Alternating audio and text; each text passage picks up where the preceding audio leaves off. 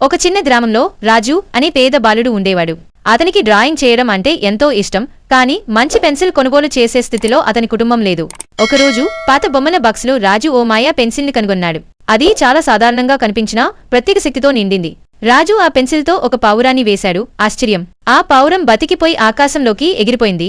రాజు ఆశ్చర్యంతో ఉండిపోయాడు. అతను వెంటనే పూలు, పళ్ళ చెట్లు, బుజ్జి జంతువులు కూడా వేశాడు.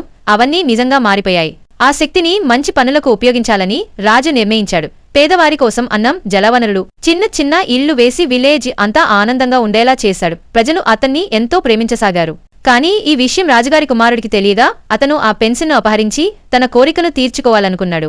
అతను కోపంతో రాజును బెదిరించి పెన్సిల్ తీసుకున్నాడు. కానీ అతను వేసిన బొమ్మలు ఏవీ జీవంగా మారలేదు. రాజు గమనించాడు, ఆ మాయా పెన్సిల్ మంచితనానికి మాత్రమే స్పందిస్తుందని. రాజుగారి కుమారుడు ఈ విషయాన్ని తెలుసుకుని రాజును క్షమాపణ కోరాడు. రాజు నవ్వుతూ, పెన్సిల్ కంటే మంచితనమే గొప్ప మాయ అన్నాడు. అప్పటినుంచి ఆ గ్రామం మాయ గ్రామంగా ప్రసిద్ధి చెందింది.